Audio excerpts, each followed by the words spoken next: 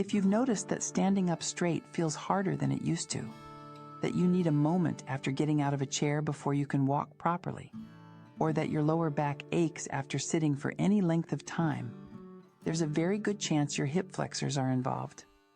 Hip flexor tightness is one of the most widespread and least discussed musculoskeletal problems in people over 60. It contributes to lower back pain, hip pain, poor posture, reduced walking efficiency, and even an increased risk of falls. And because it develops so gradually, 1 hour of sitting at a time, over decades, most people have no idea it's happening until the symptoms are already significant. Today I'm going to explain exactly what the hip flexors are, why they tighten so reliably with age and modern life, what problems that tightness causes, and give you 6 exercises and stretches, all gentle, all accessible, that can meaningfully improve the situation. Most people notice a difference within 2 weeks of consistent daily practice. The hip flexors are a group of muscles whose primary job is to lift the thigh toward the body. The movement you make when you climb stairs, walk, or bring your knee up.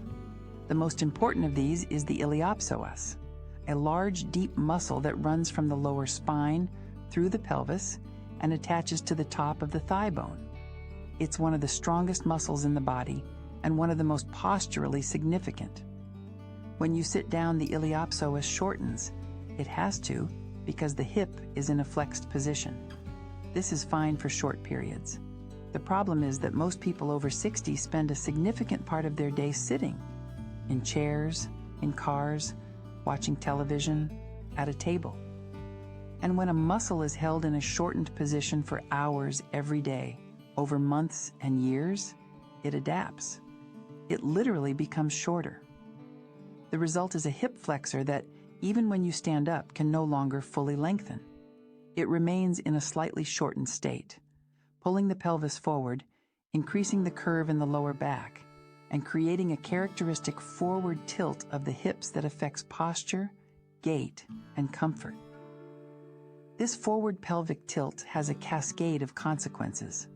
The lower back muscles are forced to work harder to keep you upright, which is a primary cause of chronic lower back aching in older adults. The glutes become inhibited by the tight hip flexors opposite them, leading to the shortened, shuffling gait pattern many people develop in their 60s and 70s. The hip joint itself sits in a slightly compressed position, contributing to hip aching, particularly after sitting. The cause isn't weakness or age-related deterioration. It's simply adaptive shortening from too much sitting, which means it's highly responsive to the right stretching and strengthening program. The exercises today fall into 2 categories: stretches that lengthen the hip flexors and strengthening exercises that improve the balance between the hip flexors and the muscles opposing them, particularly the glutes. Both are necessary. Stretching alone produces temporary relief. Stretching combined with strengthening produces lasting change. You'll need a mat or a firm bed for the floor-based exercises and a sturdy chair for the seated ones. Move slowly throughout. With hip flexor stretches in particular, a gentle, sustained hold at moderate tension is significantly more effective than an aggressive stretch. Exercise 1. Supine hip flexor stretch, modified Thomas stretch. Lie on your back near the edge of a bed or on a mat. Bring both knees toward your chest. Then slowly lower one leg down, letting it hang off the edge of the bed or extend along the mat, while keeping the other knee pulled toward your chest. Let it hang at whatever angle gravity takes it. You should feel a gentle stretch at the very front of the hip and thigh of the lowered leg. Hold for 30 to 45 seconds. Breathe normally. Bring the leg back up and switch sides. 2 sets each side. Keep the lower back flat and the opposite knee pulled in throughout. If the lower back arches, you lose the stretch at the hip. Exercise 2. Kneeling hip flexor lunge stretch. Kneel on one knee on a mat. Place a folded towel under the knee for cushioning if needed. The other foot is flat on the floor in front, knee bent to roughly 90 degrees. Keeping your torso upright, gently shift your weight forward by moving your hips toward the front foot. You'll feel a stretch at the front of the hip of the kneeling leg. Hold for 30 seconds. Repeat on the other side. 2 sets each. To deepen the stretch slightly, tuck your tailbone under and squeeze the glute of the kneeling leg gently. Exercise 3. Standing hip flexor stretch. Stand beside a wall or sturdy chair for support. Step your right foot back about 2 to 3 feet, keeping it flat on the floor. Keep both feet pointing forward. Bend the front knee slightly and gently push the right hip forward, not by leaning the torso back, but by shifting the hip itself forward. Hold for 30 seconds. Switch sides. 2 sets each. Exercise 4. Glute bridges. Lie on your back, knees bent, feet flat on the mat or bed, hip width apart. Gently flatten your lower back, then slowly lift your hips off the surface by squeezing your glutes until your body forms a straight line from shoulders to knees. Hold for 3 seconds at the top. Lower slowly. 10 to 12 repetitions. Focus on feeling the glutes working. If you feel it primarily in your hamstrings, move your feet slightly further from your body. If you feel it in your lower back, reduce the height of the lift slightly. Exercise 5. Seated marches with resistance. Sit upright toward the front of a sturdy chair. Slowly lift your right knee as high as is comfortable, as if marching in slow motion. Hold for 2 seconds at the top. Lower slowly. Alternate legs for 10 repetitions each side. For added challenge, place a light weight, a bag of rice, a small water bottle, on your thigh just above the knee for gentle resistance. Exercise 6. Modified dead bug. Lie on your back, knees bent and lifted so your shins are parallel to the floor. Both knees in the air at a right angle. Gently flatten your lower back against the mat.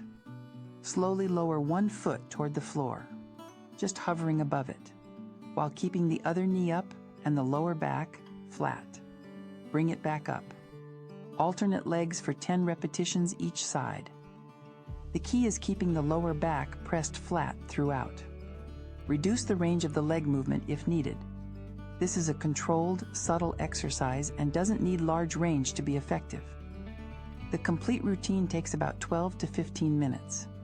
The recommended daily approach is the supine hip flexor stretch and glute bridges in the morning. These take 5 minutes and directly counteract the tightening effect of overnight stillness. The remaining exercises can be done as a midday or evening routine. If you're only going to do 2 exercises from this video, make them the supine hip flexor stretch and the glute bridges. Together they address both sides of the imbalance, lengthening what's tight and strengthening what's inhibited. Most people notice meaningful improvement in how easily they stand from sitting, how their lower back feels after long periods in a chair, and their general walking comfort within 2 to 3 weeks of daily practice. Hip flexor tightness is one of those problems that develops so slowly and so quietly that most people don't identify it as the source of their discomfort until someone points it out. The lower back ache, the stiffness when standing up, the posture that's gradually become more stooped.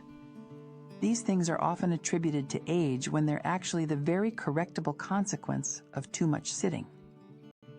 The exercises in this video are the antidote. Done consistently every day, they gradually restore the length and balance that sitting has taken away. And the improvement in how you stand, walk, and feel is genuinely meaningful. Start today with the supine stretch and the glute bridges, 2 exercises, 5 minutes before you get dressed in the morning. If this video was helpful, please subscribe. I regularly share practical, evidence-based guidance on moving without pain and staying strong after 60. And if you know someone who walks with a forward lean or complains of constant lower back aching, please share this with them. They may not realize hip flexor tightness is the cause. One last thing before you go. Everything I share on this channel is for general information only. It's not a substitute for professional medical advice. If you have a specific diagnosis, are recovering from surgery, or are unsure whether any of these movements are right for you, please check with your doctor or physiotherapist first. Everyone's body is different, and what works well for most people may not be right for your situation. Your health comes first, always. Until then, take it gently and move well.